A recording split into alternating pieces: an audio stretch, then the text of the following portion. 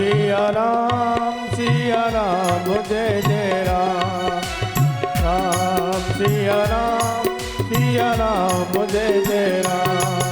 ओ मंत्र जाप मम दृढ़ विश्वासा,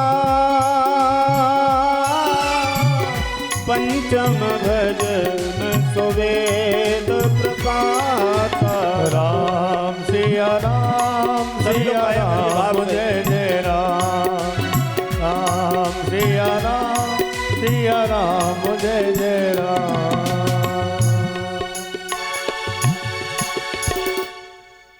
मंत्र का जाप करें।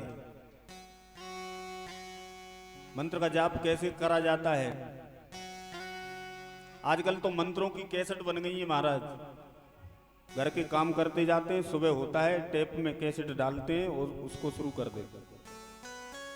क्यों अवनी जी, ऐसा ही होता है कि नहीं? घर में साउंड सिस्टम लगाए, बूफर वगैरह, उसमें कैसेट डाली, मंत्र चला दिया, अपने काम चल रहे हैं, मंत्र जाप हो रहा है। ये मंत्र नहीं है। मंत्र तो एकांत में बैठ करके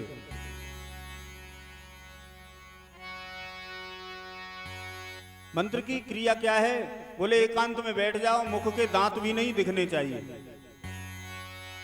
भगवान के चरणों में ध्यान करते हुए मंत्र का जाप करना चाहिए। आजकल तो गायत्री मंत्र की कैसेट बन गई है। वेद में साफ लिखा है गायत्री मंत्र जोर से नहीं बोलना चाहिए। वेद माता गायत्री का मंत्र सब लोग कैसेट में गली गली में गा रहे हैं, बाजार में। गायत्री मंत्र प्राण है। सूत जी कहते हैं, ऋषियों, देवर्षि नारद के द्वारा भक्ति की कष्ट की निवृत्ति हुई और गोकर्ण के द्वारा उसके भाई की और उनके गांव वालों की मुक्ति। सूत जी कथा सुना रहे, ऋषियों ने प्रश्न कर दिया, महाराज देवर्षि नारद ज्यादा देर कहीं ठहरते नहीं है, वो तो हर लोक में भ्रमण करते हैं। 7 दिन तक कथा कैसे सुनी? और इतनी प्रीति परमात्मा के चरणों में किसी की कैसे हो सकती है, हमें बताओ। तब संतों ने, सूत जी महाराज ने संतों को नारद के पूर्व चरित्र की कथा श्रवण कराई।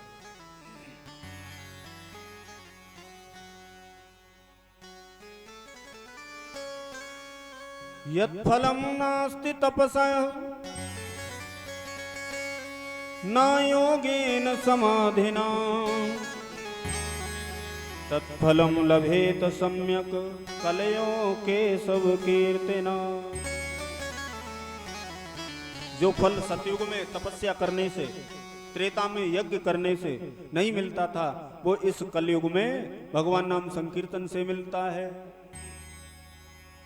सूत जी कहते हैं, ऋषियों, नारद जी की पूर्व चरित्र की कथा में तुम्हें श्रवण कराता हूं। ये नारद पूर्व जन्म में एक वेदवादी ब्राह्मणों के जो दासी का काम करती थी, इनकी मैया, उनके पुत्र थे। एक समय चातुर्मास बिताने के लिए संत एक जगह एकत्रित हुए।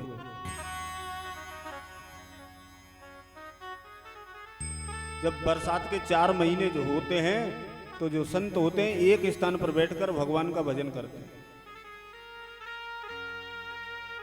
संत आश्रम में आए, उसी आश्रम में मैया इस बालक को लेकर के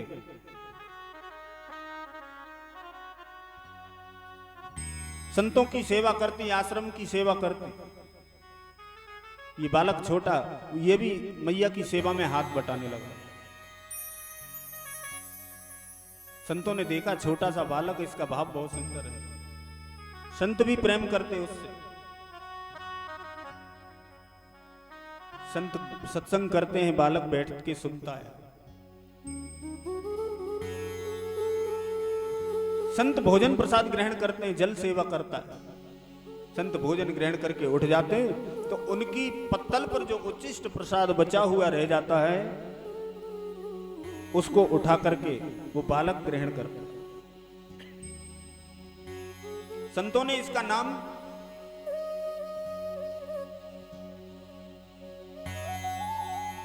रामदास रख दिया। बड़ा स्नेह करते हैं उसकी सेवा को देखकर, उसको भी बहुत प्रेम है। भगवान की चर्चा सत्संग होता है, बैठ जाता है। धीरे धीरे इसके जो कलमश थे, पूर्व में जो पाप थे, वो सब नष्ट हो गए, हृदय शुद्ध हो गया, मन निर्मल हो गया। गोस्वामी तुलसीदास जी लिखते हैं भगवान का स्वभाव है कि निर्मल मन जन सो मोहि पावा, निर्मल मन जन सो मोहि पावा, निर्मल मन जन सो मोहि पावा। ओ मोहे कपट छल, मोहे कपट छल चित्र न भावा, निर्मल मन जन सो मोहि पावा, निर्मल मन जन सो मोहि पावा। वो स्वामी तुलसीदास जी लिखते हैं भगवान का स्वभाव ही है। भगवान कहते हैं निर्मल मन जन सो मोहि पावा। जिस व्यक्ति का हृदय खाली होगा, मन निर्मल होगा, उसी के हृदय में मैं वास करता हूं, वो ही मुझे पा सकता है। छल कपट मोह मत्सर ईर्ष्या ये सब भरा रहेगा, तब तक वो मुझे पा नहीं सकता। यूं समझ लो, हम लोग बाहर जाते हैं कहीं नौकरी करने, किराए पर कमरा वो ही लेते हैं जो बढ़िया स्वच्छ हो, खाली हो, उसी को तो लेते हैं। पहले से उसमें कोई रह रहा हो तो उसको तो कोई नहीं लेगा। ऐसे ही जब तक छल कपट हृदय में भरा रहेगा, इसमें परमात्मा विराजमान नहीं होंगे। परमात्मा को अंदर बिठाना है तो पहले ये घर खाली करना पड़ेगा। जब मन निर्मल हो गया, परमात्मा के प्रति प्रेम हो गया। सूत जी कहते हैं ऋषियों, चातुर्मास बीत जाने पर जब संत जाने लगे तो ये बालक रोने लगा। कहता है महाराज हमें भी अपने साथ ले चलो, हम भी आपके साथ में चलेंगे, आपकी सेवा करेंगे। संतों ने कह दिया अभी तुम्हारा ये धर्म है कि तुम अपनी मैया की सेवा करो। तुम्हारी मैया ने बहुत कष्ट उठाए हैं, बचपन में ही तुम्हारे पिता की मृत्यु हो गई, समाज के भाई से मैया इधर उधर भटकी, संत सेवा की, तुम्हारा लालन पालन किया, इसलिए तुम्हारा प्रथम धर्म यह है कि तुम पहले अपनी मैया की सेवा करो। महाराज मैं भजन करना चाहता हूं। बोले मैया जब चली जाए ना, मैया का शरीर पूरा जब हो जाए तब तुम भजन करना। संतों ने समझा दिया। बालक मैया की सेवा करता है और संत मंत्र दे करके गए कि तुम रोज इस मंत्र का जाप करना, परमात्मा की प्राप्ति तुम्हें होगी। जब भी भजन करने बैठते संतों की याद आती है, मन में सोचते हैं ये मैया हमारी नहीं होती तो हम भी संतों के साथ में चले जाते, भजन करते आराम से। कहां मैया के चक्कर में यहीं भटक रहे। भक्तों, भगवान के भजन में बैठ करके जो भी बात सोचोगे भगवान के सामने वो पूरी हो जाती है। संध्या का समय है, माला लेकर बैठे भजन कर रहे, मन में आया मैया न होती तो मैं भजन कर लेता परमात्मा का, संतों के साथ चला जाता। इतने में सूचना आई कि तुम्हारी मैया को किसी सर्प ने डस लिया है। सूत जी कहते हैं अंदर से बड़ी प्रसन्नता हुई बालक को, लेकिन समाज के नियम के अनुसार झूठ मूठ के आंसू बहे। मैया का अंतिम संस्कार किया, आश्रम को छोड़ दिया। गुरुदेव जो मंत्र बता करके गए, जंगल में जाकर के उस छोटे से बालक ने भगवान की घोर तपस्या कर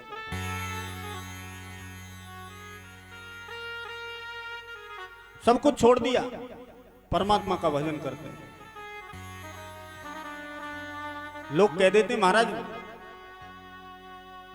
अभी हमारी उम्र क्या है भजन करने की, अभी तो खूब इधर उधर घूमो, बढ़िया बढ़िया माल छानो,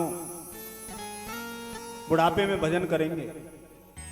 अरे भैया बुढ़ापे में कुछ नहीं हो सकता, जो कुछ होगा वो शरीर में जान रहते ही हो सकता है।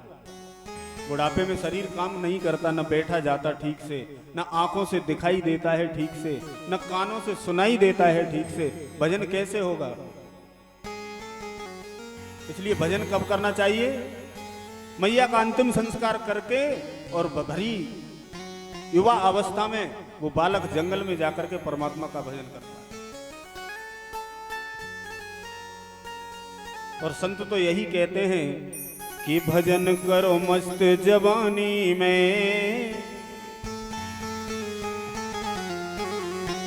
भजन करो मस्त जवानी में, बुढ़ापा किसने देखा है। भजन करो मस्त जवानी में, बुढ़ापा किसने देखा है। भजन करो मस्त जवानी में, बुढ़ापा किसने देखा है। ओ किसने देखा है बुढ़ापा, किसने देखा है। किसने देखा है बुढ़ापा, किसने देखा है। भजन करो मस्त जवानी में, ये बुढ़ापा किसने देखा है। भजन करो मस्त जवानी में, ताली की सेवा कर दो, हाथ लगाइए सभी लोग, हरि बोल।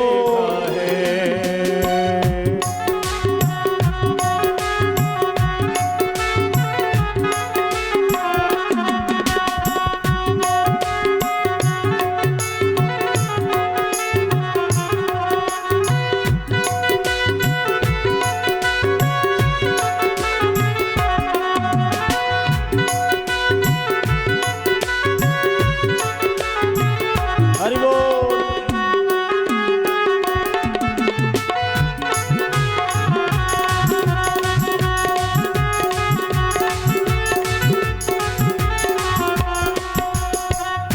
क्यों? तेरे हाथ होए बेकार, तेरे हाथ होए बेकार, सेवा करने को लाचार, सेवा करने को लाचार। ये जो हाथ है ना सुंदर, अभी इनमें इतनी सामर्थ्य है कि बैठकर भगवान की ताली बजा सकते हो। और भगवान की कृपा नहीं रहेगी तो ये भी काम करना बंद कर देंगे, ये भी दुखने लगेंगे। इनकी सार्थकता यही है कि शरीर में जब तक क्षमता है भगवान का भजन करो, बुजुर्गों की सेवा करो, माता पिता की सेवा करो। तेरे हाथ होए बेकार, तेरे हाथ होए बेकार, सेवा करने को लाचार, सेवा करने को लाचार। इसलिए सेवा करो मस्त जवानी में, ये बुढ़ापा किसने देखा है। सेवा करो मस्त जवानी में, बुढ़ापा किसने देखा है। ओ किसने देखा है बुढ़ापा, किसने देखा है। किसने देखा है बुढ़ापा, किसने देखा है। भजन करो मस्त जवानी में, ये बुढ़ापा किसने देखा है। भजन करो मस्त जवानी में, बुढ़ापा किसने देखा है। हरि बोल। ताली की सेवा कर दो, भाव से गाइए जय हो।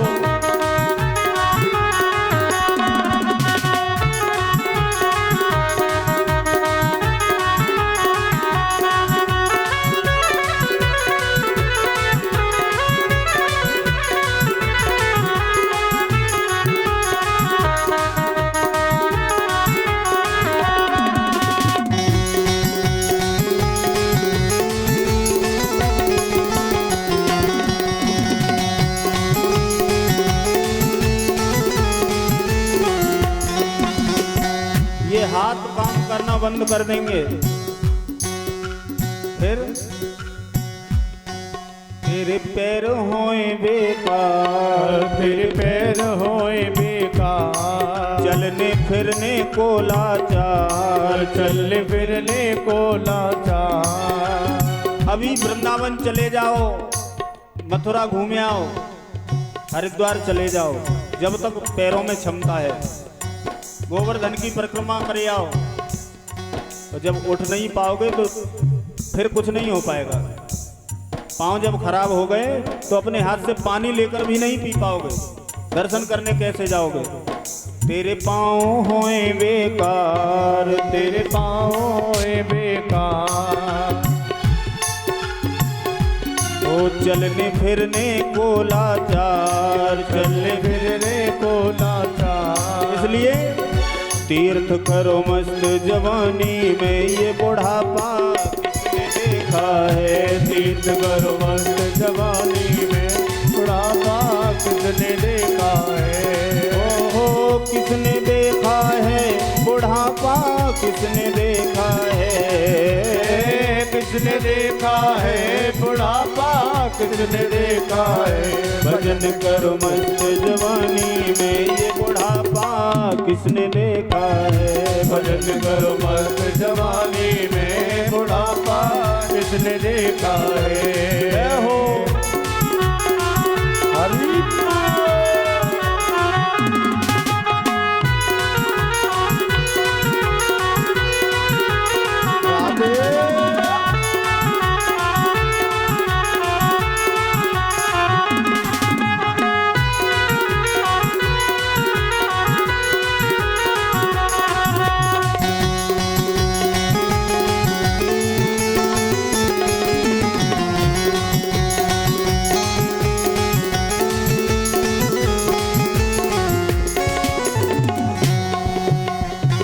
बोलिए भक्तवत्सल भगवान की जय हो।